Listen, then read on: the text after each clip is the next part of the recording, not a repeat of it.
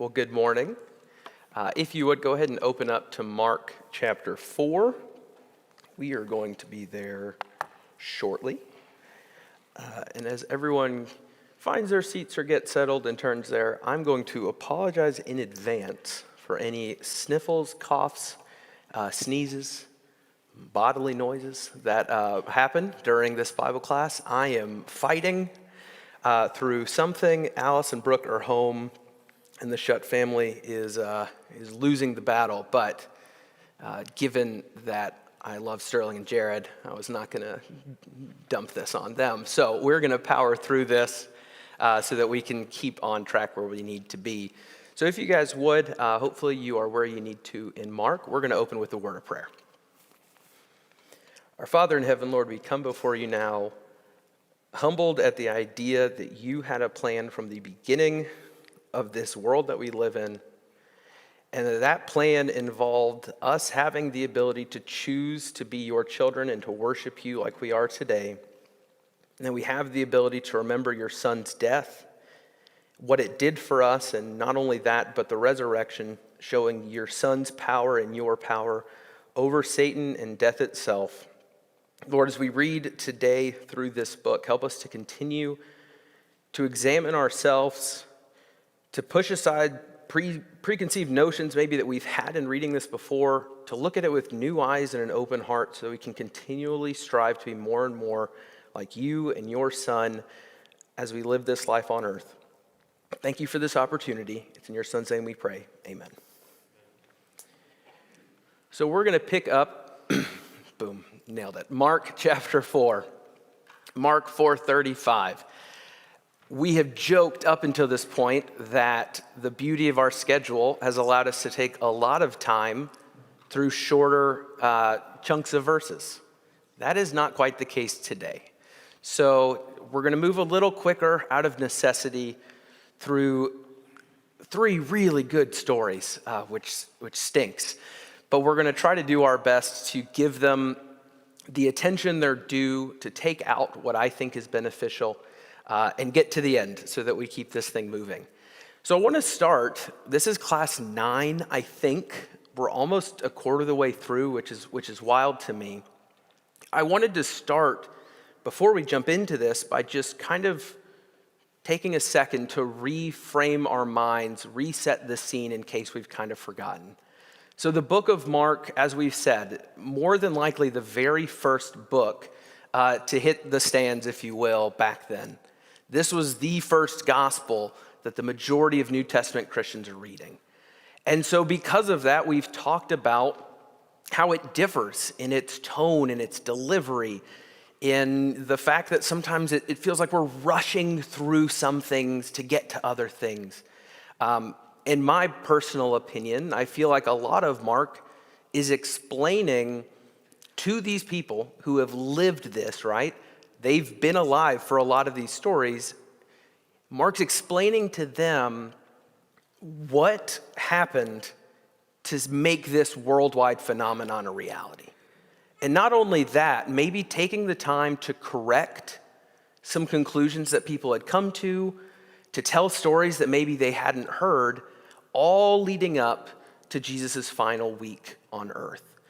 And so these stories today all fall under a theme, I think, of just Jesus and God's power and why that might have made an impact on these people. So beginning of chapter 4, if you would, just kind of remind yourself here, Jesus and the disciples are teaching at the sea, but they hop on a boat, almost to maybe give themselves some space from everyone around them, but they are on a boat teaching to those on the shore. And I try not to overestimate or underestimate, but it's hard not to imagine that this is a big crowd. This is a big old concert at an amphitheater. You kind of just pan over and it's just lines and lines and lines of people. And they're all here for this one man. And so we pick up in chapter 4 in verse 35, and we're going to read through it because, again, I want to make sure we're getting the content in. said, on that day, so again, following all these parables there from the boat, when evening had come, he said to them, "Let us go across to the other side."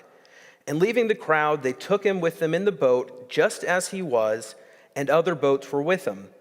And a great windstorm arose, and the waves were breaking into the boat, so that the boat was already filling. But he was in the stern, asleep on the cushion. And they woke him and said, "Teacher, do you not care that we're perishing?" And he awoke and rebuked the wind and said to the sea, "Peace, be still." And the wind ceased, and there was a great calm. He said to them, "Why are you so afraid? Have you still no faith?" And they were filled with great fear and said to one another, "Who then is this that even the wind and the sea obey him?" So this is a story that we have probably read or heard many, many times through our life. It is Jesus calming the sea, right? And again, as we go through, I want to continue to make sure that we don't skip past things that are familiar and miss out on better understanding. So Jesus calms the sea, right? How does this whole thing open? What's the whole point of them being on the boat? Yeah, they're leaving the group they're with, for whatever that reason may be. We have seen that they have a bit of a tendency to swarm, prevent them from eating, etc. So they are getting away. He says to them, the disciples, "Let us go across to the other side." And then, as we just read, what happens?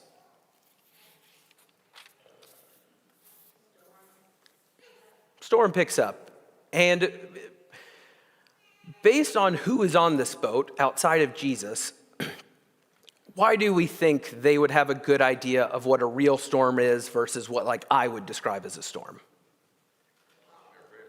Yeah, we've got professional fishermen on this boat. I would be on a boat and I would think it's bad. I don't think that these guys were probably concerned over what I'd be concerned of. They're concerned. There is some level of fear that is taken them over based on what they're seeing.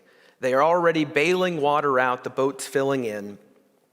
And I want to look at their response. It says, they woke him here, and the wording of what was said, "Do you not care that we are perishing?" What is interesting to you all about this response or this message that they have for Jesus as they wake him up? Okay, so they think they're going to die. And so that, I think, prompts the waking. But even more specifically, what's the message? Yes, sir.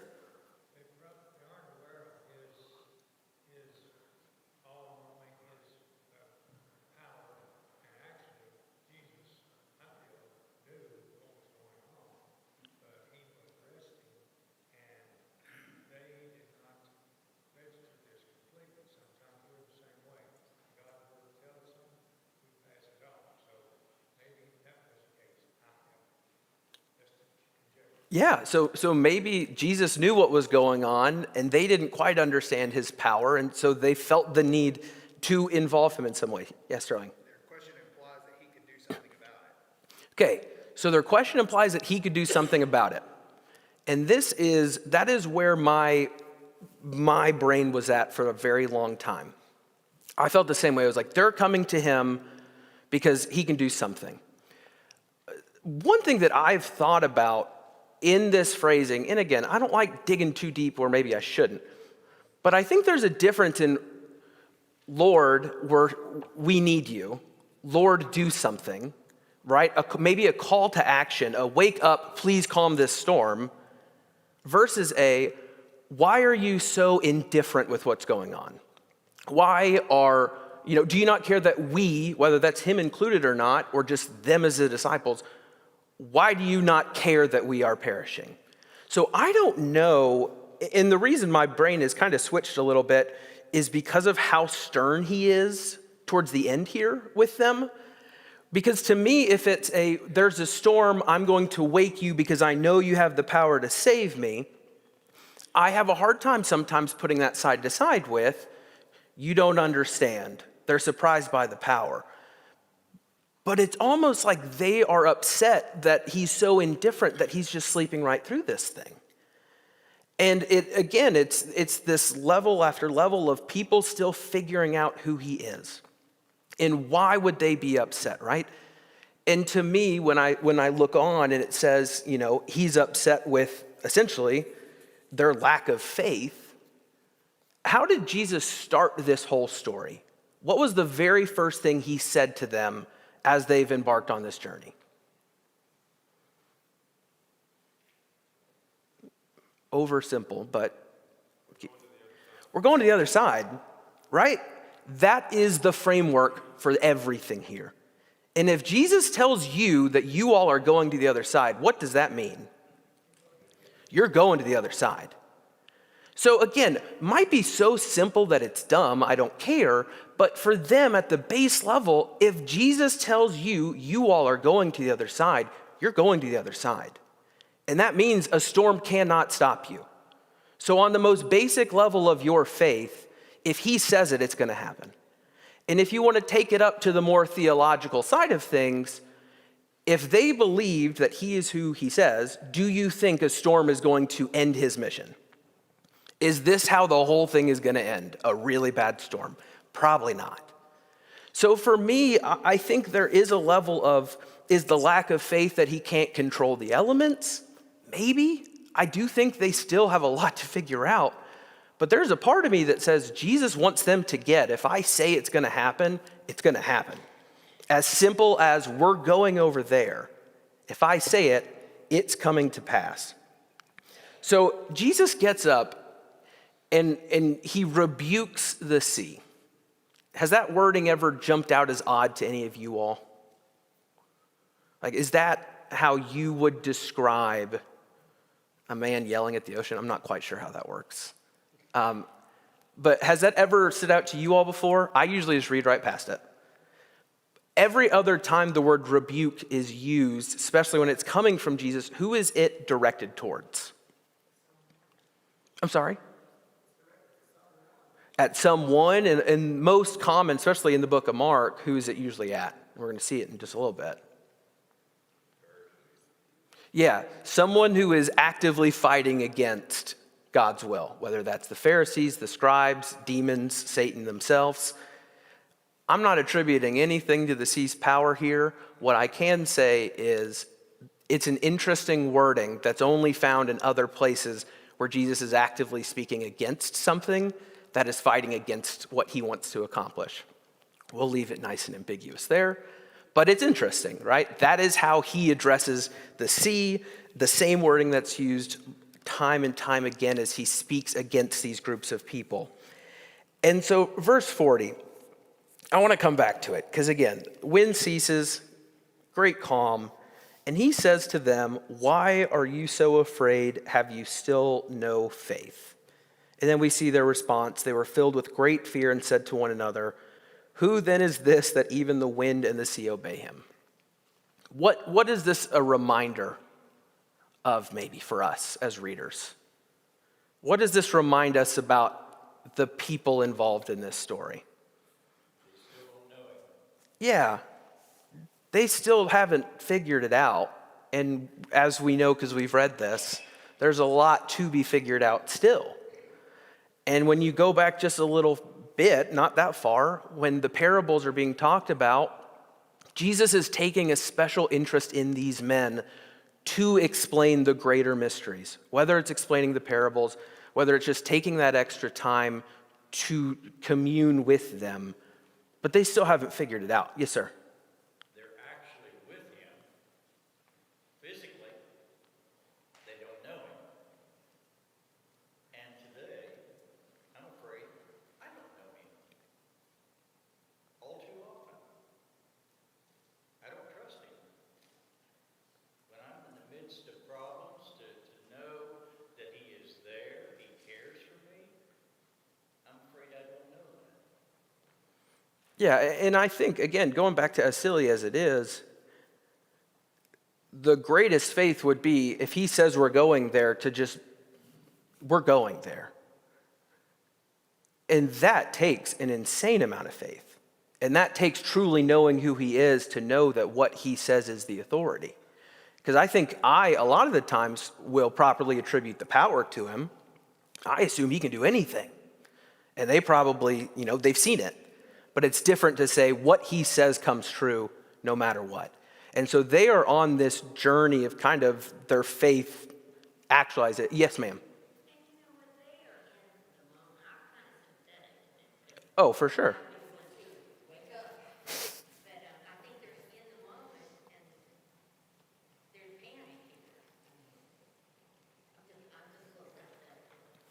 Totally. And just like I think there should be some level of, I guess, sympathy, not empathy, for his family and what they're going through watching this. Like, there is a lot of real world stuff happening.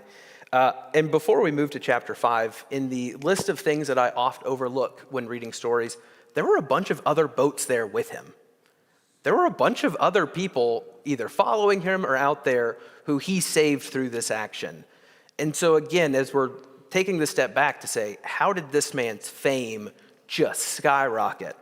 Time and time again, his power is making a very large impact on a very large group of people. Chapter 5.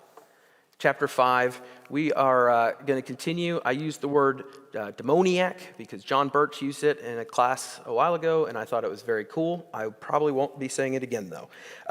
Mark chapter 5, starting in 1. So again, they're on this boat. They come to the other side of the sea, to the country of the Gerasenes, and when Jesus had stepped out of the boat, immediately there met him out of the tombs a man with an unclean spirit. He lived among the tombs, and no one could bind him anymore, not even with a chain, for he had often been bound with shackles and chains, but he wrenched the chains apart and broke the shackles in pieces. No one had the strength to subdue him. Night and day among the tombs and out on the mountains, he was always crying out and cutting himself with stones. And when he saw Jesus from afar, he ran and fell down before him, and crying out with a loud voice, he said, "What have you to do with me, Jesus, Son of the Most High God? I adjure you by God, do not torment me." For he was saying to him, "Come out of the man, you unclean spirit." And Jesus asked him, "What is your name?" And he replied, "My name is Legion, for we are many." And he begged him earnestly not to send them out of the country. Now a great herd of pigs was feeding there on the hillside, and they begged him, saying, "Send us to the pigs, let us enter them." So he gave them permission, and the unclean spirits came out, entered the pigs and the herd, numbering about 2,000, and they rushed down the steep bank into the sea and drowned in the sea. The herdsmen fled and told it in the city and in the country, and people came to see what it was that had happened. And they came to Jesus and saw the demon-possessed man, the one who had the legion, sitting there, clothed and in his right mind, and they were afraid. And those who had seen it described to them what had happened to the demon-possessed man and to the pigs. And they began to beg Jesus to depart from their region. And as he was getting in the boat, the man who had been possessed with demons begged him that he might be with him. But he did not permit him and said to him, "Go home to your friends and tell them how much the Lord has done for you and how he has had mercy on you." And he went away and began to proclaim in the Decapolis how much Jesus had done for him, and everyone marveled. So a longer story here, and just to kind of set the scene, we have this man who is going through it. This, depending on how you go about reading it, is one of the most in-depth look at any demon-possessed person in the entire Bible. When it comes to describing their physical qualities, their way of life, what others had tried to do to fix the problem, this is about as in-depth of a look as we get. And so, pulling in from the other Gospels just a little bit to help, we see that this is a man who has been possessed for a long time. He wears no clothes. He's living among the tombs, which, again, thinking back to the world they're living in, surrounded by death, essentially just unclean in his being. Some abnormal strength that can only be attributed to some other power. And then he's self-harming and unwell in a sense that there's just something about him that doesn't line up with normal humanity and how normal humans act. Whether it's physically harming yourself or whatever it might be. And so this person, with all of this, what is their response when they are in contact or when they're even just within the vicinity of Jesus. I'm sorry? Yeah, immediate recognition. Immediate recognition. And we've seen it already in this book. In a world of humans who don't quite know who they're dealing with, this one does. And I don't know how far you can take the whole legion thing. If you're going back in their terminology, this is a massive number, the plurality in which they speak of themselves, the amount of pigs that they take up. This does not seem to be a one-to-one situation here. But this very powerful being knows exactly who they're dealing with. And so there's this recognition, they immediately come, they fall before him. And what was this torment that they were describing? When coming face to face with God the Most High, who can do something, what is the demon's concern? What is the torment that they don't want to experience? And this is going way into old demon possession fun stuff here. Like, what is torment for a demon? To be disembodied, so they know as bad as their misery is now, it can't get worse. They're cast into the pit. Yeah, that's such a weird thing. I never thought I'd be up here teaching about demon possession. But yeah, like torment for a demon is not having a host. They need this host, they need this body to accomplish whatever. And so what is their compromise, essentially, that they put before? Yeah, but put me in the pigs. I mean, that's better than the alternative. And to me, again, weird tinfoil hat here, like that to me is understanding what their purpose is. They have to have this physical connection to cause this trouble and cause these issues. And so for them, rather than being completely sent off, they're like, please just put us in something so that we can attempt to do what we're here for. Which, again, I don't understand at all. I think it's super weird. But that is their response. When face to face with the one that can completely destroy, they're like, please just, if we can't be here, let us go here. Because what have these demons been able to accomplish through the man they've been inside of this whole time?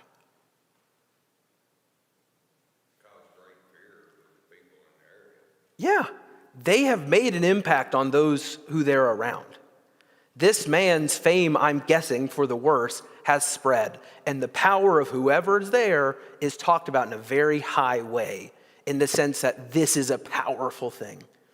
Yet when coming face to face with a power that they will never be able to stand up in front of, they would rather go to the pigs. And so we're going through this one pretty quick because I love the ending of this chapter. But what was the response from those around, from all the bystanders, for all the witnesses? What was the response to this entire thing?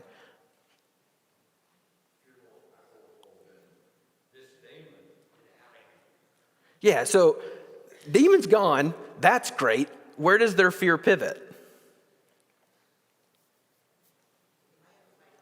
Yeah, they're now looking at Jesus, whose power was so much greater. And they're like, and what do they tell him to do, essentially? Please go somewhere else. Bingo. This man he got off the boat. This is what happens. They're like, please get back on your boat. Any other direction would be ideal.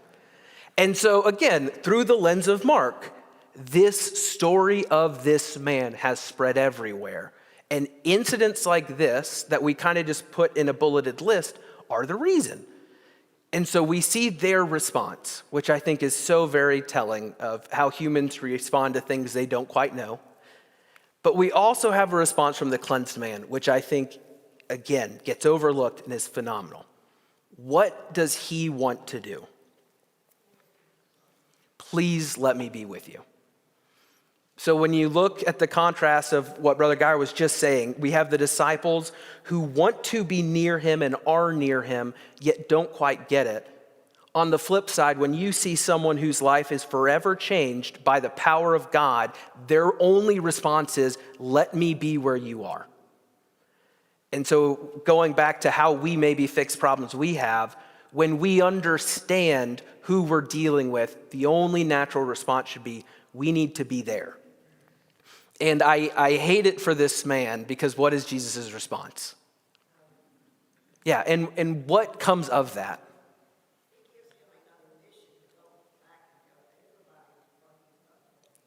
Yeah, what a phenomenal testimony, right? This man, who I'm guessing physically still bears the scars of this life he just left behind, is now going to, these 10 cities here, telling of what the Lord has done in him. He is this walking testimony with a story that it's going to be pretty hard to beat.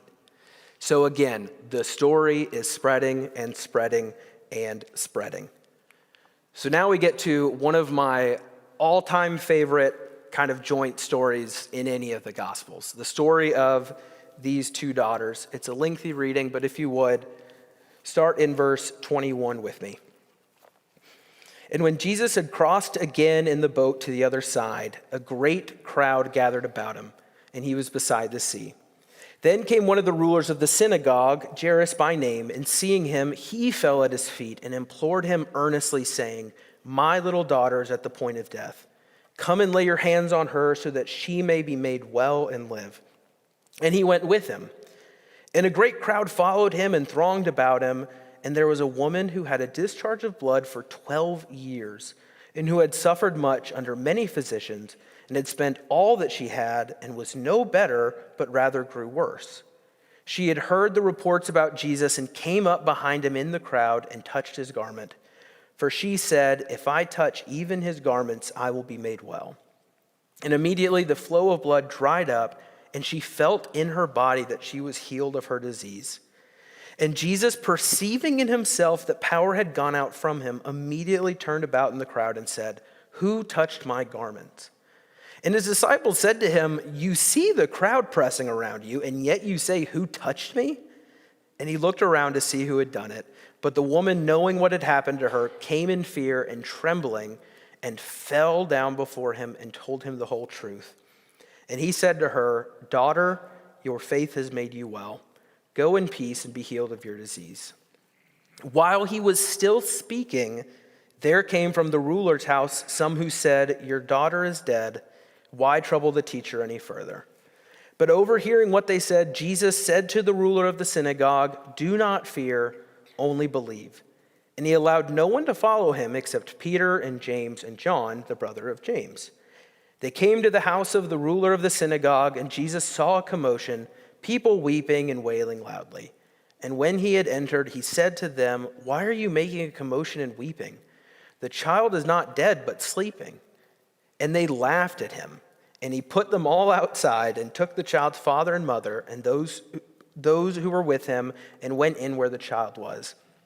Taking her by the hand, he said to her, "Talitha cumi," which means, "Little girl, I say to you, arise." And immediately the girl got up and began walking, for she was 12 years of age.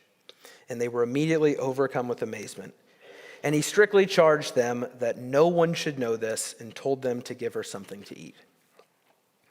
Long reading. Thanks for letting me get through that. We've got a little over 10 minutes to kind of close this, but these stories are just awesome. We see these two daughters in God's eyes. We have Jairus and his daughter.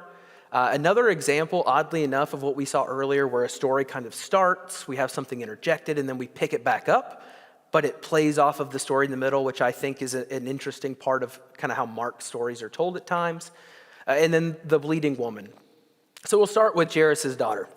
It's where it starts chronologically, so we'll pick up there.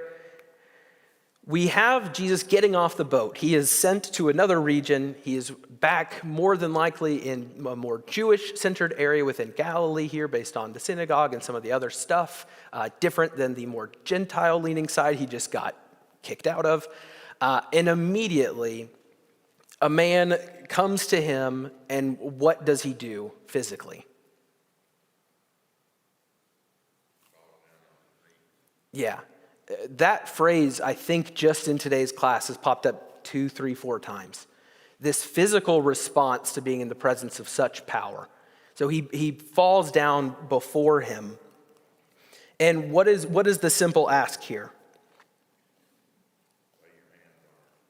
Yeah. And so I have a question that I'm not going to, positive and negative, I guess. What do we learn, and you can go either direction here, about Jairus simply from his physical response and what he asks specifically? Yeah, we'll start with the physical response. What do we see or learn about him based on how he presented himself before Jesus? He believes, I heard that, or something else? Humble, absolutely.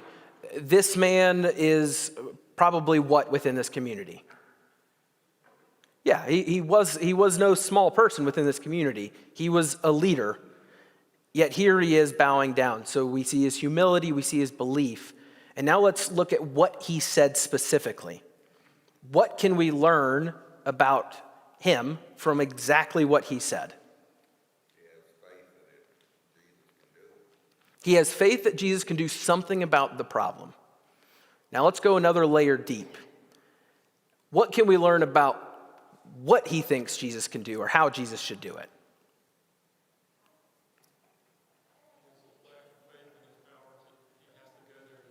Right. So we see that he has faith, but we also see maybe an understanding of how he thinks that faith should be put into action, or how Jesus' power has to work, right? It's not, my daughter is on the brink of death, heal her, please. It is, can you come to lay your hands on her so that, ... she is healed because of this action. Now, I'm not saying that to belittle his faith. I think everything we've seen up to this point is phenomenal, but I think it shows us maybe the way he's interpreting it. Yes, sir.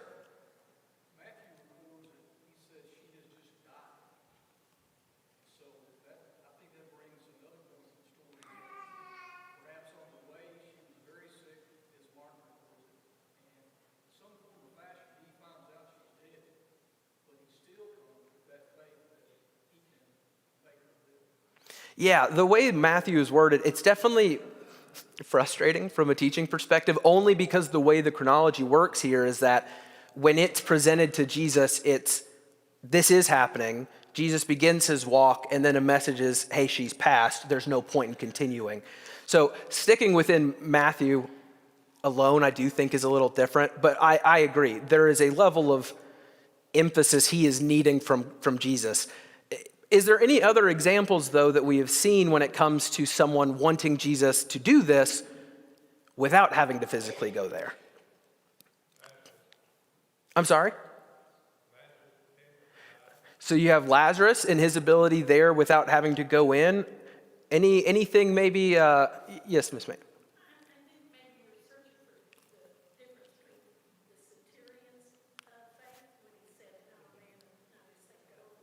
Yeah, you're right. That's what I was looking for. Now, yeah, so again, and I don't think it's to put down one person's faith and to promote another person's faith, but I think going back to the disciples and how they're going about looking to have their problems solved, and now here, there is a level of understanding of if he says that I'm going to make it to the other side of the water, he's going to make it happen. If he says my daughter's going to be well, it's going to happen. The how is not that important to me. And so here, I think the faith of this person is greater than I can even imagine. I don't want that to be the takeaway. But we see that there is some level of understanding that is still to come. And I want to bring that up because I think it explains maybe Jesus' approach to these next few verses. So he says yes, right? He starts this journey to this man's house. And while this is happening, what occurs? Yeah, we have another story of incredible faith.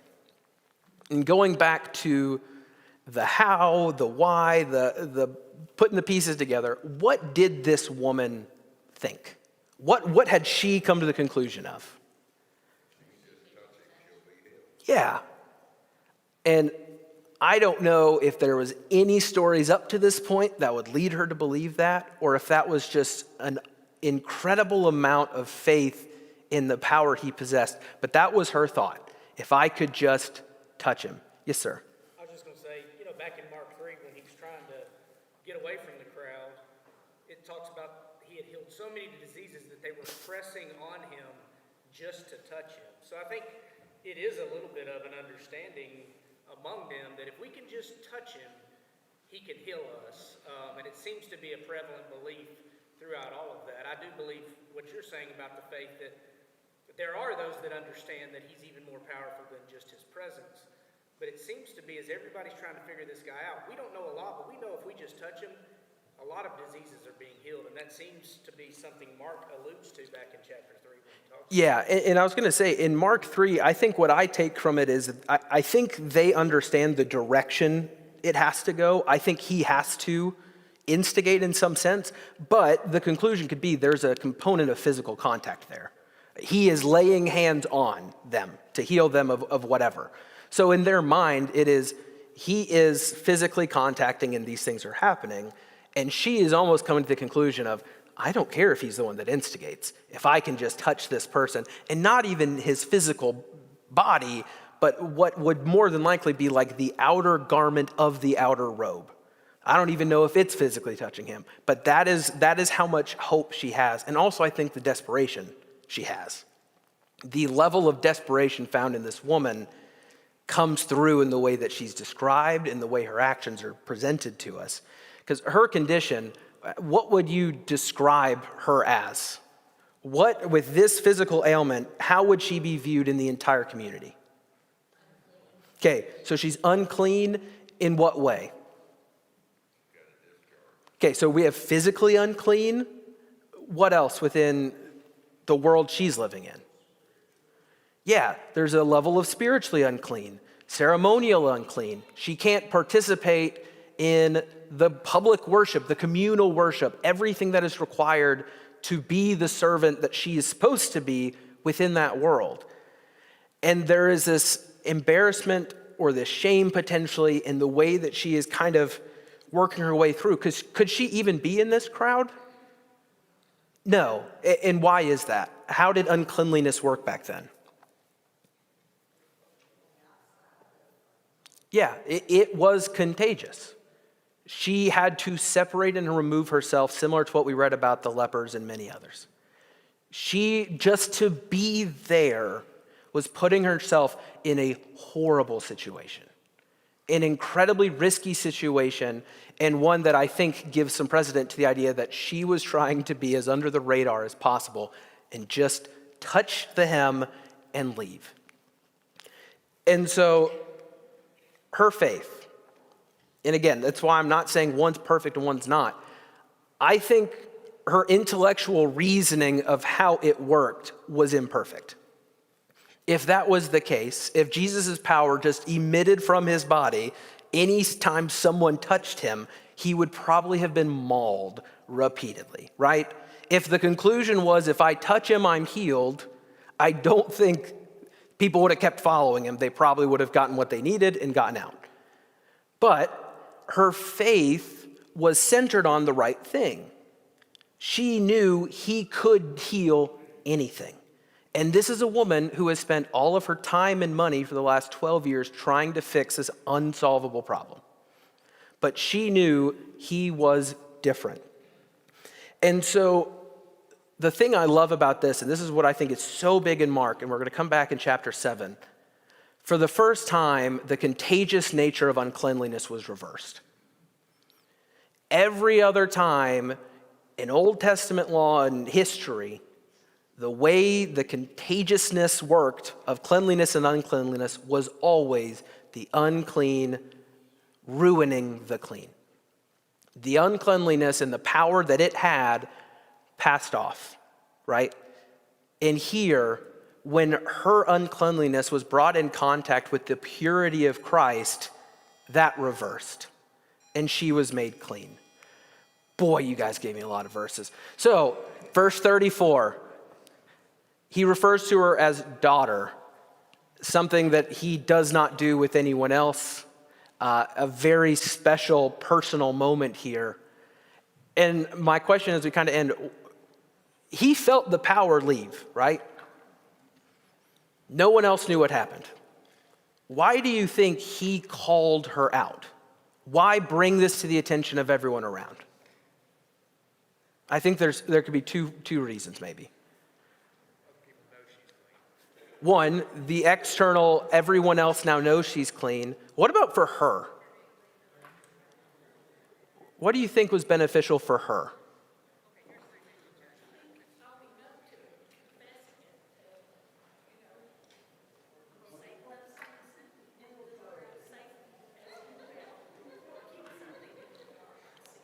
Yeah, I think he wanted her to know that he knew and that he was happy about that, right? She wasn't running away with some fear in the back of her mind that maybe I got away with something. He called her daughter. He made it clear that he appreciated and understood her faith. Whoever is next will pick up with the conclusion of this. I'm very sorry.